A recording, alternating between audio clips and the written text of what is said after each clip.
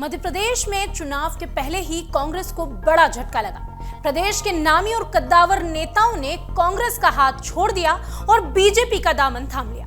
Bharatiya Janata party ने मध्य प्रदेश में लोकसभा चुनावों में 29 उम्मीदवारों में से अब तक 24 पर नाम घोषित किए हैं। बाकी सीटों के नामों पर मंथन चल रहा है। अब ऐसे में आज सुबह कांग्रेस के 9 दिग्गजों का भारतीय जनता पार्टी में शामिल होना आगामी चुनाव के लिए काफी अहम माना जा रहा है। कांग्रेस के पूर्व सांसद गजेंद्र सिंह राजूखेड़ी भी आज भारतीय जनता पार्टी में शामिल हो गए हैं। उनके भारतीय जनता पार्टी में आने के कयास तो विधानसभा चुनाव से ही लगाए जा रहे थे। हालांकि तब ये नहीं हुआ और अब राजूखेड़ी ने बीजेपी का दामन थाम लिया।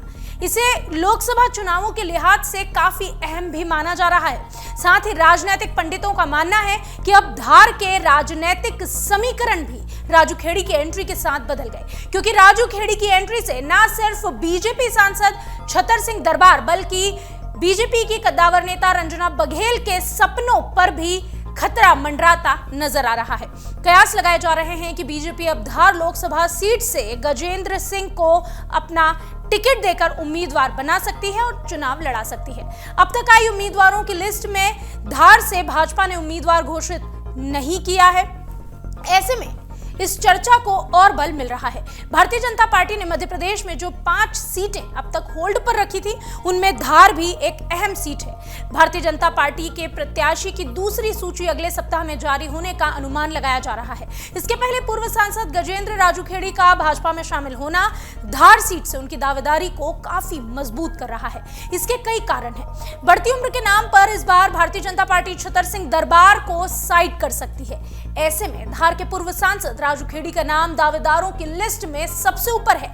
यही वजह है कि गजेंद्र राजूखेड़ी के भारतीय जनता पार्टी में शामिल होने से रंजना बघेल और जयदीप पटेल तक नाखुश हैं।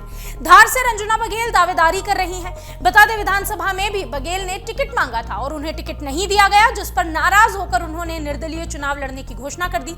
हालांकि वीडी शर्मा ने तब उन्हें मना लिया। बघेल ने अपना नाम भी वापस ले लिया। रंजना बघेल को उम्मीद थी लोकसभा चुनावों से, लेकिन अब गजेंद्र राजूखेड़ी की इस एंट्री पर धार से सटा संसदीय क्षेत्र झाबुआ यानी कि रतलाम से महिला उन्हें भी उतारा जा चुका है, जिसके साथ ही रंजना बघेल के सपने टूटते नजर आ रहे हैं, क्योंकि भाजपा ने रतलाम संसदीय क्षेत्र से अनीता नागर सिंह चौहान को उम्मीदवार बनाया है। तो अब ऐसे में रंजना बघेल की दावेदारी वैसे ही कमजोर पड़ती नजर आई है। 2009 में कांग्रेस ने गजेंद्र राजूखेड़ी को धार संसदीय क्षेत्र से टिकट दिया, तब उन्होंने भाजपा उम्मीदवार हर्ष चौहान को हरा दिया। लेकिन जब कांतिलाल भूरिया प्रदेशाध्यक्ष बने तो राजूखेड़ी से उनकी नहीं बनी, उनका लगातार उनकी अनदेखी की गई, जिसके बाद विधानसभा चुनाव में मनावर और धर्मपुरी की सीट में राजूखेड़ी ने अपनी दावेदारी जताई और उनकी दावेदारी को प्रबल माना जा रहा था। लेकिन तब भी कांग्रेस ने उन्हें टिकट नहीं दिया। टिकट नहीं मिलने से वे नाराज थे। विधानसभा चुनाव के पहले ही वो भाजपा के कई वरिष्ठ पदाधिकारियों के संपर्क में रहे और यही कयास लगाए जा रहे थे कि वो बीजेपी का दामन उस वक्त थाम लेंगे। हालांकि तब ऐसा नहीं हुआ।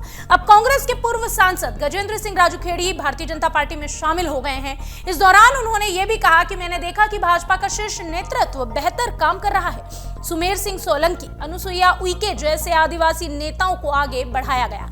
कांग्रेस की ओर से एक भी आदिवासी नेता राज्यसभा नहीं गया है। कांग्रेस में काम कोई और करे, मलाई कोई और खाए, यही होता है। राजनीतिक पंडितों का मानना है कि भारतीय जनता पार्टी लोकसभा चुनाव में जीत के लिए कोई कसर नहीं छोड़ रही। इससे राजूखेड़ी को उम्मीदवार बनाकर आदिवासी वोटर्स को साधने में सफल हो सकती है। इसलिए राजूखेड़ी को धार संसदीय क्षेत्र का प्रबल दावेदार माना जा रहा है। अगर आप ये वीडियो YouTube पर देख रहे हैं तो हमारे चैनल को सब्सक्राइब करें और बेल आइकन को दबाना ना भूलें। अगर आप Facebook पर ये वीडियो देख रहे हैं तो हमारे पेज को लाइक करें।